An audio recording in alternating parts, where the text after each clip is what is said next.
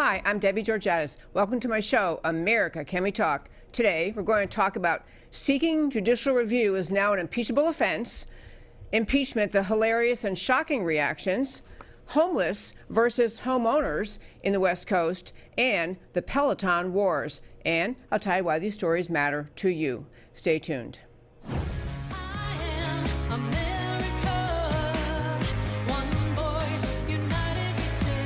Debbie Georgatos, host of America Can We Talk, is an author, attorney, and political analyst whose mission is to inspire the American political conversation about preserving liberty in the best country on earth. Again, and welcome to America Can We Talk? I'm Debbie Georgatos. We are enjoying an adventure here at our studio today, Real News PR. Matt is the wonderful producer who's usually here, is out sick, allegedly. I think he's faking, but he's supposedly out. So we're just pulling it together here, and a little bit late starting, but I'm so glad you tuned in. On today's First Five, I want to hit 3 quick points about impeachment in Washington. You likely know that the House Judiciary Committee has announced they have issued articles of impeachment. It appears that a vote within the committee, the Judiciary Committee, will happen on Thursday. And assuming that the Judiciary Committee votes yes, long party lines, votes yes for impeachment, that will move to the floor of the House for debate next week. So we're really coming down to literally the week before Christmas, going to be watching the hearings in Washington about the impeachment of the president. I want to hit on some really important points about this impeachment effort. Number one, the Democrats chose to go with just 2 articles of impeachment, meaning they are not going to try to impeach the president on anything related to Mueller investigation and the whole Trump-Russia collusion hoax. The 2 articles of impeachment are basically on alleged abuse of power relating to the conversation between President Trump and Ukrainian President Zelensky back in July, and Trump's alleged refusal to the second article of impeachment is about obstruction of Congress, obstruction of justice, obstruction of Congress. They're saying basically because President Trump did not want to comply with every request for document, every request to make a witness available, that constitutes obstruction of justice. And I want to hit in that second point first, because we've hit in the first one so long. The idea that what President Trump did in deciding that he was going to take his argument to our court system to decide whether or not he actually had to produce the documents that the Democrats were requesting or make available the witnesses the Democrats were requesting is a basic article of due process. Everybody has the right to go to a court and challenge a subpoena, challenge the kind of things that the Congress was doing. And the Democrats are not only saying that they are above, they are the three branches of government are equal. They're not only saying they're above the right of the president. They decide what the president can decide. It holds executive privilege. But they're saying he doesn't even have the right to take it to court, to get a judge to decide whether or not his decisions, whether his labeling of certain conversations and documents and events fall under the executive privilege. This is power gone wild on the American left. Second point, very, very interesting, was the Democrats actually did polling to try to figure out what would fly in the American people's views when they pursued impeachment. So they polled the question whether the American people would agree with what the evidence has shown so far could possibly constitute bribery. They wanted to get that word bribery in the articles of impeachment because it comes right out of the Constitution. Apparently, polling answers didn't make them very happy because they decided not to use that word in the articles of impeachment. The idea of stretching the notion that the entire interaction between the president and Zelensky, the entire decision, what President Trump did say to Zelensky could constitute impeachment was so absurd, could constitute bribery, so absurd, so ridiculous that even the Democrats had to say, yeah, we're not going to go with that, can't go there with that. Final piece from in our First Five today relating to the Judiciary Committee and the entire process in Congress is this. As the impeachment hearing was rolling along yesterday, Republicans got very little chance to do much.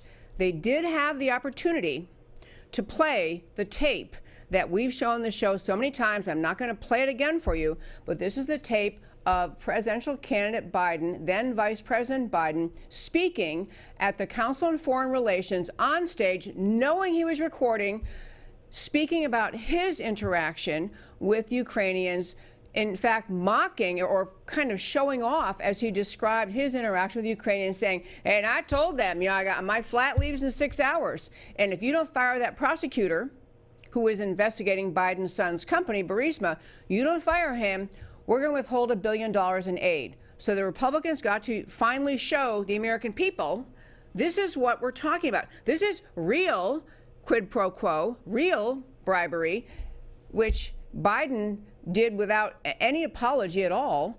And yet this is what they're going to try to impeach President Trump on, who didn't do what Biden did. But the last point in this closing of today's First Five, as Republicans got to the point in the hearing to play that, ABC, NBC, and CBS suddenly found it desirable and necessary to cut away from the impeachment hearings and go back to regularly scheduled programming. The media is just as happy as the Democrats to find any reason whatsoever to get rid of this president, which just leads me to one last little thing I want to do. We have, instead of Matt the Wonderful today, we have Travis the Wonderful. And I don't know, Travis, I sent some clips. There's a tweet that was put out by Paul Sperry, and it was a tweet about Paul Begala. And if we okay, here we have it. Paul Sperry tweeted out, in a CNN interview this morning, Clinton consultant Paul Begala said he met privately with Nancy Pelosi right after the Democrats won the House in 2018 to discuss impeaching President Trump. Begala also said Dems will have to keep impeaching Trump if he's not removed and if he is reelected. And so let me tell you what I've said. As someone pointed out to me recently, I've made this point a few times in the show, I'm going to make it again. This impeachment has nothing at all to do with the conversation President Trump had with Zelensky of the Ukraine, anything to do with the entire interaction between the Trump administration and the Ukrainians. It has everything to do with the mission the Democrats have had since the moment Trump was announced as the victor in the 2016 elections. The entirety of this impeachment process is simply the Democrats fulfilling their determination to deprive the American people of their duly elected president because they're very upset he won. We've talked about many, many reasons why the Democrats don't like that President Trump won, including that he's actually succeeding in draining the swamp. But Begala saying this on CNN, folks, this is a Democrat insider acknowledging since before the Democrats even took control of the House, once they won the 2018 midterm elections, he and Nancy Pelosi talked about having to impeach Trump over and over until they got their way. And that, my friends, is today's First Five. I want to turn and talk about something, it's a very interesting thing in America today, this impeachment. And this morning when I sat down at my desk to start getting ready for the show, I thought, I am not going to do one single topic about impeachment. I'm just going to, declare today an impeachment-free zone. But you can't let it go. You can't ignore it because some of these things are so serious. So I'm going to start with what we have for today. I believe we have ready. This is a clip, and this is why I'm playing a funny clip in a moment, but I'm going to play a very serious clip first. This morning, Attorney General Barr was interviewed, and I believe Travis the Wonderful, sitting in for Matt the Wonderful, has available this interview. It is a bit of a long clip. It's 3 minutes, but you have to hear Attorney General Barr this morning essentially responding to the conclusion of the Inspector General report, which, despite finding many aspects of failing to follow the law and dishonesty and contortion of facts, couldn't find any reason to believe there's anything wrong with initiating the investigation inside the FBI of alleged Trump-Russia collusion. So this is Attorney General Barr answering why it is he still says, yes, thanks for the report, Inspector General Horowitz, but you know what? There's a big problem with how this whole investigation into the Trump-Russia non-existent collusion got started. Here's Attorney General Barr. Mr. Attorney General, why do you say that the FBI opened the investigation of the Trump campaign on the thinnest of suspicions? Well, I'm glad to get into the issue of predication, but let me just start out by saying that I think you have to put this in context. I think the heart of the IG's report really focused on how the investigation was conducted once it got going, and that is especially the very serious abuses of FISA that occurred, much of which has been, in my view, not accurately reported by the press over the last day. But in one area, I do disagree with the IG, and that was whether there was sufficient predication to open a full-blown counterintelligence investigation, specifically using the techniques that they did to collect intelligence about the Trump campaign. Well, as a policy matter, why not open an investigation on a thin pretext? I guess on the one hand, you could say it's a presidential campaign, it's very sensitive, you need better evidence. On the other hand, you could say it's a presidential campaign. We have to be very careful. There could be a threat to our political process. Well, I think probably from a civil liberties standpoint, the greatest danger to our free system is that the incumbent government use the apparatus of the state, principally the law enforcement agencies and the intelligence agencies, both to spy on political opponents, but also to use them in a way that could affect the outcome of the election. As far as I'm aware, this is the first time in history that this has been done to a presidential campaign, the use of these counterintelligence techniques against a presidential campaign. And we have to remember that in today's world, presidential campaigns are frequently in contact with foreign persons. And indeed, in most campaigns, there are signs of illegal foreign money coming in. And we don't automatically assume that the campaigns are nefarious and traitors and acting in league with foreign powers. There has to be some basis before we use these very potent powers in our core First Amendment activity. And here, I felt this was very flimsy. Basically, I think the department has a rule of reason, which is at the end of the day, is what you're relying on sufficiently powerful to justify the techniques you're using? And the question there is, how strong is the evidence? How sensitive is the activity you're looking at? And what are the alternatives? And I think when you step back here and say, what was this all based on? It's not sufficient. Remember, there was and never has been any evidence of collusion, and yet this campaign and the president's administration has been dominated by this investigation into what turns out to be completely baseless. Folks, if there ever was proof that we did a great thing and President Trump did a great thing appointing Attorney General Barr, it is that interview right there. He has the, to use the word the Democrats love, Georgatos. He has the seriousness to look the NBC guy in the face, to look the American people in the face, and simply say, this is, in paraphrasing, this is the most absurd, baseless, thinnest of reasons to have launched and used the U.S. National Security Forces, the U.S. law enforcement, against a candidate. And so, the NBC guy arguing the left wing saying, well, shouldn't any suspicion about a president's relationship or a candidate's relationship with a foreign power, shouldn't it immediately cause concern? And isn't that why you should go ahead, even with a thin basis of evidence, go ahead and investigate? And I loved his answer. Attorney General Barr is so strong. He's unwavering. He is not pushed around. He's just saying, the danger is the use of our national law enforcement agencies to attack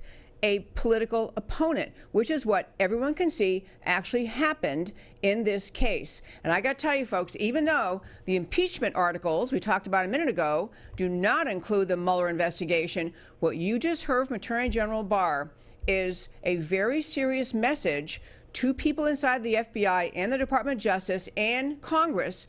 I would say both sides of the aisle, but mostly the Democrats, a very serious message that he and his team at the Department of Justice are not going to let this go. They're not going to go for, okay, well, you know, we wasted a bunch of money, a bunch of time, and guess we were wrong, and sorry about that. We made a mistake. He didn't, you know, President Trump never did collude with the Russians. He's not going to let it go. He sees exactly what it was happening inside the FBI, and he's not going to let it go because he sees not just that it was profoundly unjust to President Trump, but in a far deeper way, is unfair to the American people. It's unfair to the system of governance that is supposed to be applied to all of us. And if you let that kind of thing go, which I've been calling a coup, whatever term you're comfortable with, the idea that you would use the strongest, most absolute powers possessed by our national law enforcement agencies to make a groundless, baseless attack on a political opponent, if you let that go, you're just saying, I'll surrender the rule of law. Who's ever in charge in Washington gets to use the federal agencies to go after their enemies. It's part of the spoils of victory. If you win the presidency, you can turn the entire federal government against your enemies. That's what we would be saying if we let this go. I have to tell you, back to impeachment now, I think that Nancy Pelosi feels like she's in the caboose in a train that's heading over the cliff. She can see how dumb this impeachment is. She's already figured this out, but she's not driving the train. She cannot stop it. She's on the train. She sees she has Nadler and Schiff and the radical element of the Democrat Party driving this impeachment. She can see herself how baseless it is. She knows what Biden said on national television and what Biden did in the Ukraine in 2016. She knows all that. She can see the idea that they're trying to impeach President Trump over conversation, which was fine, which was not problematic, impeach him over what Biden did, and then try to impeach him as a second ground because he dares to stand up for his legal rights and take the issue to court, whether or not documents and people subpoenaed by Congress must be immediately surrendered. She can see this is dangerous. She's on the train, but she's in the caboose. She's deciding now, should I jump off, let the train go, and say, okay, that's the crazy part of our party. I'm still here. I'm the leader of the Democrats. They're crazy. I'm not. Or does she go over the cliff, but she can see how problematic it is. There was actually polling out recently, new polling, about how what the impact of the impeachment is on voters in swing states. This is keeping Speaker Pelosi awake at night, because it was great polling, essentially supporting the idea that the American people see exactly what I've been saying and other conservative pundits say about this impeachment. There's no base to it. There's no basis to it. There's no justification for it. It's an outrage. So quarterly polling from the Republican firm Firehouse Strategies found that in the big picture, President Trump won in these swing states of Michigan, Pennsylvania, and Wisconsin, those three swing states, Michigan, Pennsylvania, Wisconsin. Polling had showed the Democrats, any Democrat up there in the current primary, would have beat President Trump by whatever it was, 5, 6, 8 points a few months ago. Now, in those three swing states, because of impeachment, President Trump is shown beating them in the polls. This impeachment is making the American people sick. They are sick of watching the shenanigans, the lies, the contortions, the grotesque injustice of what the Democrats are doing, and Nancy Pelosi does see it. She also knows, of course, they can't get anywhere with it. It will go to the Senate, and even if you have a few of the Republicans flake out and vote with the Democrats, which could happen, you're not going to get to the 2/3 in the Senate to remove him. So they're not going to remove him. All this impeachment accomplishes, she hopes, is tarnishing President Trump's reputation with the American voters. That's all that this is about. And she sees it's not working. It's already not working. And now that they've honed down the impeachment articles to 2 absurd articles of impeachment, whatever the House does, she can see their toast. Last thing on this topic I want to hit, actually, next to last thing. I have a clip to play for you in a moment. Turning Point USA had one of their hilarious things where they go out with a man on the street camera and they talk to people on the beach in California about whether or not Trump should be impeached. It's just hilarious. But before I get to that, there was also another poll I must tell you about, another poll among likely Democrat voters. This was an online poll by Harris Polling. Democrat voters asking them who they would identify as the front runner in the Democrat campaign for to get the nomination to run for president. Of all the, whatever it is, 15 people still in, who is their favorite choice, their front runner to be the Democrat nominee for president? You know who won by a significant margin? Hillary Clinton. Yeah, she's not even in. I'm telling you, folks, she's going to get in. She's going to wait until the Democrat, whatever it's going to be, the convention, she will get. She's winning the polling that people want her more than they want any of the clown car you're still seeing on stage. But last thing is, I want to turn Turning Point USA. We have a clip. This is one of the man in the street that go, the people on the beach in California, to say basically, should we impeach President Trump? I believe, Travis, we do have that clip, right? I'm speechless. Benny Johnson here with Benny on the Block.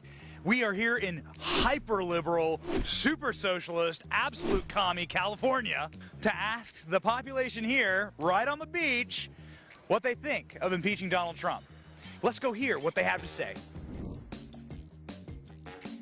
Benny on the Block. See? Perfect. And I'm asking people today whether they believe that Donald Trump should be impeached. Mr. Trump has made some statements that I believe sound reasonable, like enforcing the existing laws on immigration. That makes sense. So Mr. Trump may put both feet in his mouth on occasion. He's pretty bombastic, but we're all human, sir. I'm sure I do too now on occasion. So he's got to forgive a brother. Okay. There was several clips. That was one. I want to make the point about, okay, look at the guy. He's got a ponytail beard, a bizarre, I don't even know what that hat, like a wizard hat. He looks like he's completely aware that Donald Trump is standing up to enforce immigration laws as written. He's saying, hey, you got to support a brother. And I mean, this is hilarious. So we have two more. We can actually run the next two clips together if we could. Please, Travis, two more people. Do you think that President Trump should be impeached? No, I don't. You know, I'm optimistic because he is our president that he So has funny. the best for our nation at heart. You know, as an American. Sir, do you think that President Donald Trump should be impeached? No, I don't. I don't think he did anything wrong. The libs, they don't say anything about what Biden did. All the fake news channels, CNN, all those, they don't put that out there. You know, they don't put Biden out there at all. You sound like a Trump supporter in California. I am. Nancy Pelosi, give it up because they're coming after you.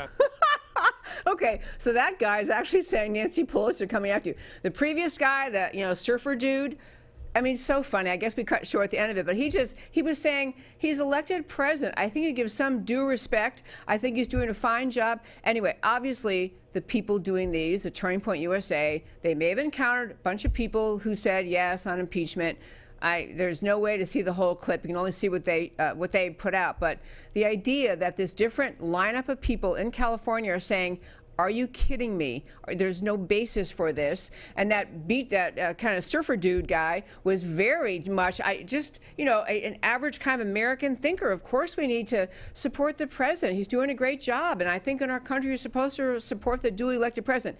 This is just fabulous. I'm telling you, people, impeachment is not playing in Peoria. It is not. And the Democrats, Pelosi's on that train, is near the cliff. She can't figure out what to do, but she doesn't think she dares stop it. She's afraid to stop it, and she's afraid if it goes over the cliff, because they have built up, the Democrat Party has built up expectation among the American people from the time that President Trump won his nomination. They've built up the expectation that somehow we'll get rid of this guy. Doesn't matter what he did, doesn't matter whether he deserved impeachment, doesn't matter whether he's committed any crime or other impeachable offense. They have convinced their radical left base that they will get rid of him. This seemed to be, the best wave to jump on for Nancy Pelosi. So, okay, maybe this thing with Zelensky in Ukraine will fly. It is not flying. And the more the Republicans, what I think the GOP should do in Washington, the RNC rather, they ought to take that Biden clip of him speaking to the Council on Foreign Relations and saying, hey, I looked at my watch, I said 6 hours, you don't fire that guy, I'm holding back $1 billion of aid. They ought to put that out in every major market in this country. Just put it out like that. And with an ending, and this is what they want to impeach President Trump over. Honest to goodness, because, you and I, if you watch the show, you've seen this, I've seen this, lots of people have seen it. But for the American people to really get clear that the Democrats are trying to remove the president for what Biden has done will not sit well. It'd be worth the money for the RNC to put out that ad. Okay, two more quick stories for today. One about homelessness versus homeowners. and this is entirely changing topics, but in Oregon, how are we supposed to say it? The state of Oregon, they have a massive problem with homeless encampments. And it's kind of interesting. I'm going to contrast what they did versus California. But in Oregon, the state of Oregon actually tried to help homeowners by placing boulders in certain areas to simply prevent these homeless encampments from growing. So they had homeless encampments all over the place, blocking freeways, blocking freeway exits. And so finally the state of Oregon said, you know, they spent literally hundreds of thousands of dollars rolling boulders into various areas to block the creation of homeless encampments. So this was going on for a while. They're getting kind of tired of it. So the state of Oregon announced that they were going to hand over dealing with the homeless problem they have in Portland and other places by passing it off to the various cities. They want to hand off responsibility for clearing illegal homeless campsites on state property within the city of Portland. So Portland, the city run by uber leftists, is now can't blame the state of Oregon for putting these boulders in place. They've got to deal with the homeless problem. So in Portland, the city commission called the Planning and Sustainability Commission in Portland, the city of Portland, passed a resolution. I just want to read you the language, and then you tell me what it means. They decided that a change to building guidelines was needed. This is last month in November, that would require new housing construction to feature opportunities to rest and be welcome for those who do not number among the building's residents or customers. And one member of that commission referred to the idea of being sure to create safe places for the unhoused. So they're saying, it appears, if you build new housing developments, a new home, a new apartment complex, one obligation you have imposed on you by the city of Portland is to provide safe resting places for the unhoused, the homeless. Like, you have to make sure they're comfortable on your property. And they had the same member of this commission complaining about how some private property owners seem to try to remove people from their property who had no right to be there, who are homeless, who just show up on their property and set up camp, literally set up a tent, set up camp. And the city of Oregon's answer is not to try to provide better services, help these people who obviously have addiction problems and alcohol problems and mental health problems. It is to accommodate. It is to cement the notion that this group of people who are currently homeless will always be homeless. The only answer is to accommodate them, to provide them more free places to hang out and be and live, instead of to view them, to think of them as potentially having value, worth, merit, and purpose. They can't conceive of that. The only policy they have is to punish the homeowners. Now, I got to tell you, folks, how, if you are a homeowner, or even if you're not, I will tell you, I know when years ago, my husband and I were both lawyers in a law firm. We were dating. We had salaries, but we had undergrad debt. We had college, law school debt. We had, life was expensive, and we had nice dinners sometimes that the law firm would pay for. But my husband had said years ago, we were first dating, you know what, I'm trying to save money to buy my first house. So we're not going to have as many fancy dinners, as we might like. And I love that about him. I thought, this is great. This is a guy who is thinking about his future. So we, two lawyers, eventually he did buy his first house, and we got married and, combined our resources. The point is, people of all means, people who have relatively low-paying jobs, people who have professional jobs, they plan to get to the point in life when they can purchase a home. They make sacrifices in order to be able to purchase a home. This is a good thing. This is something our policies should be encouraging in America, encouraging people to be frugal, to save. Those who want to buy a home should be encouraged. When you're the city of Portland and you're saying that our idea is to force people who work and save money to buy a home, or business owners who save money or borrow money to build apartment complexes, condominium complexes, whole developments that you're going to have to, part of your, despite that you saved to get there, We, the city of Portland, are going to tell you, you've got to carve out spaces for people who are homeless. Not, so they are diminishing your property rights. They are treating the homeless as though there's no possible way they can comply with normal expectations about responsible behavior, no possible path forward for them out of the, and folks, a lot of people end up, not a lot, many people end up being homeless for periods in their lives because of drug addiction, alcohol addiction, bad decisions about spending, all sorts of reasons, divorces, families breaking up. It is not as though necessarily homelessness has to be a permanent stigma, but it's a big difference between how leftists think about people and Americans or people on the right should think about people. When you're the city of Portland and your idea is punish the homeowners, inflict through wealth redistribution means, inflict an obligation on homeowners who save their money to buy a home, the obligation to make sure there's a safe space for homeless people on your private property, whether you are a developer, a condo developer, an apartment builder, or whoever you are, the whole mindset behind that to start with, if you're a leftist like the Portland City Council is these people who are homeless have no possible means of redemption.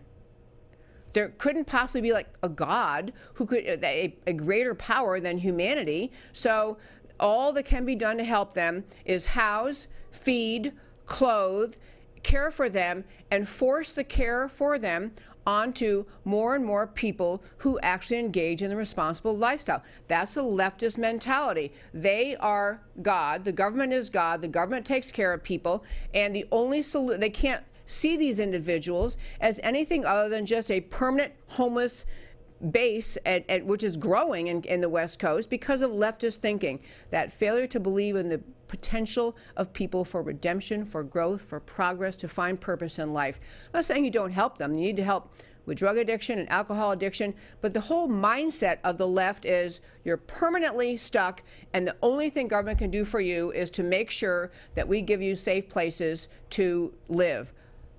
The other view, which is the American view, the right-wing view, just the apple pie Main Street American view, is really what the founders wrote in the founding of our country about the idea that we all are created by a creator. There is a creator, created all men equal with rights, and including with that concept of having rights to life, liberty, pursuit, and happiness, all those things, is the notion of the respect for the individual to be able to redeem himself or herself, to rise above bad situations in life, to find a way forward in life.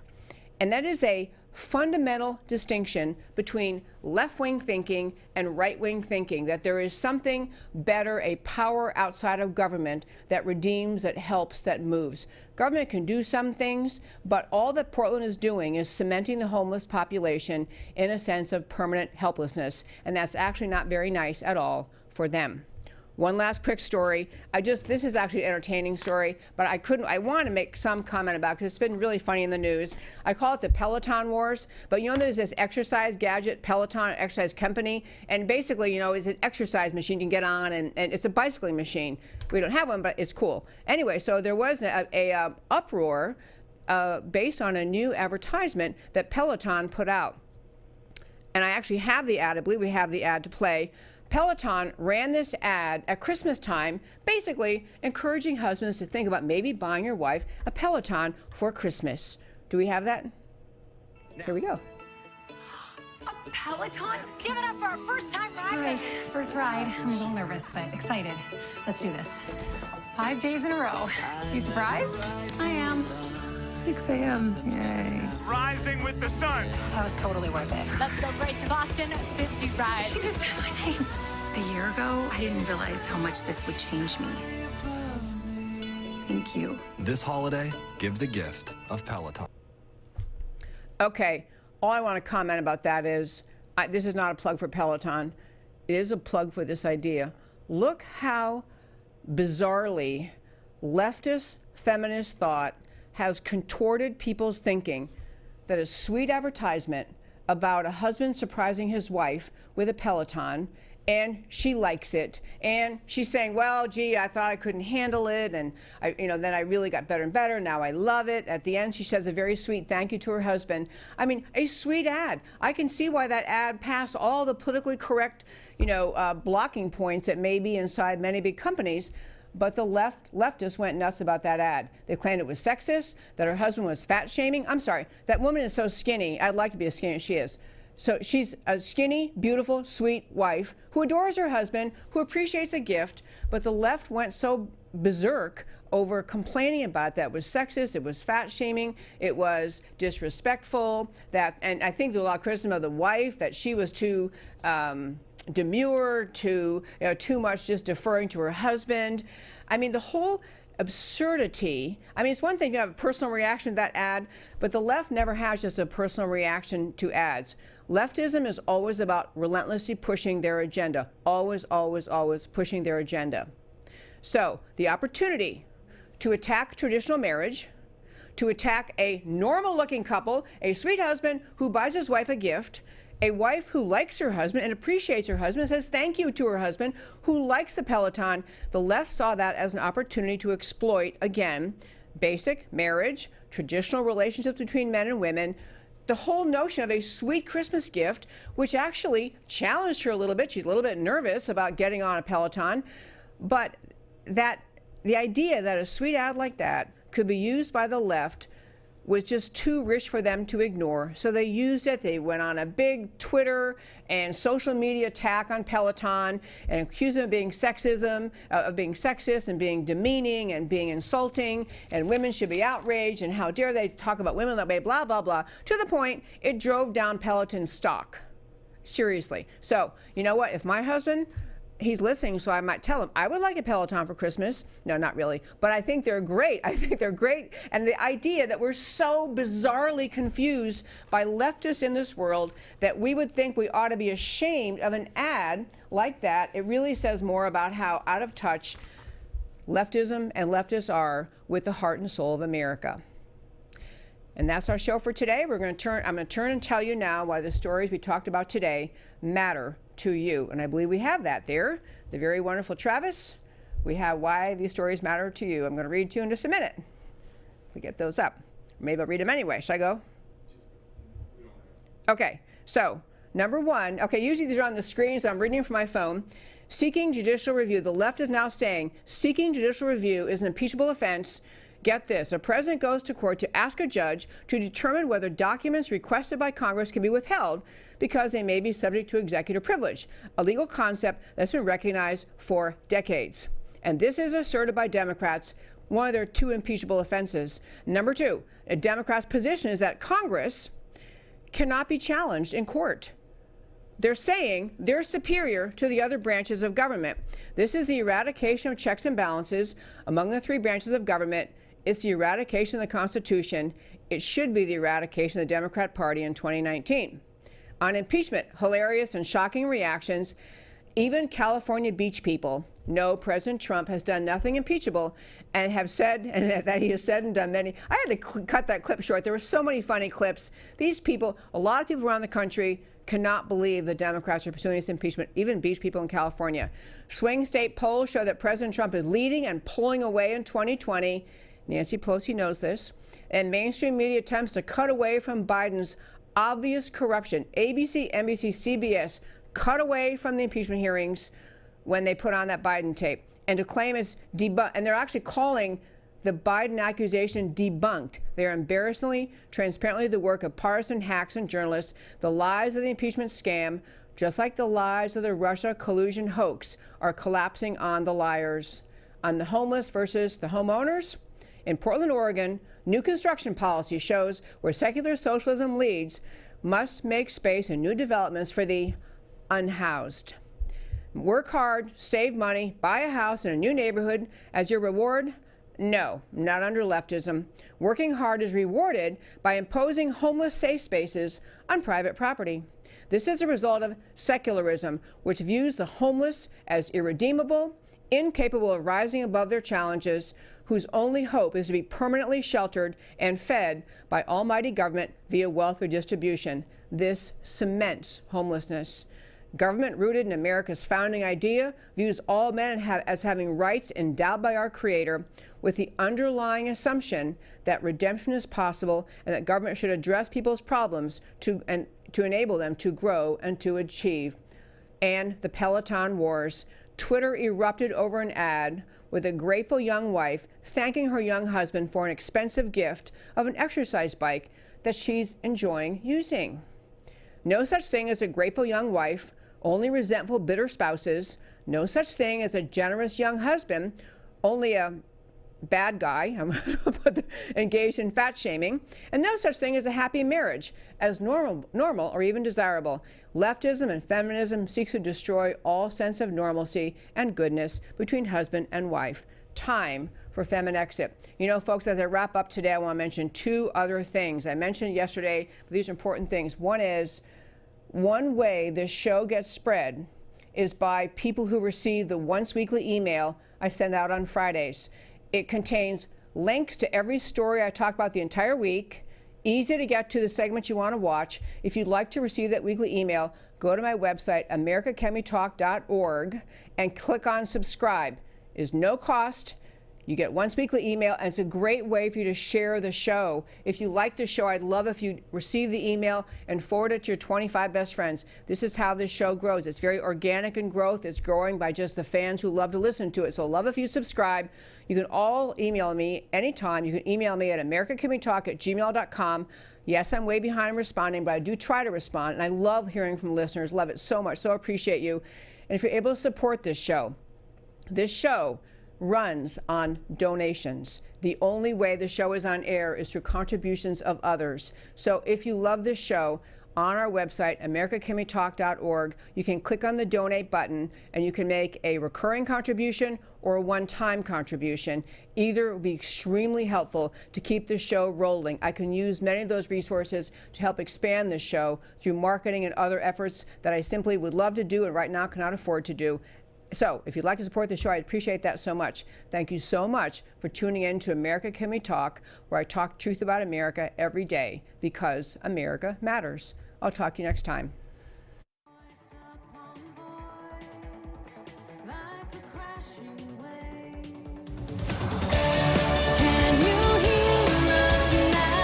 America Can We Talk? Truth about America. Can you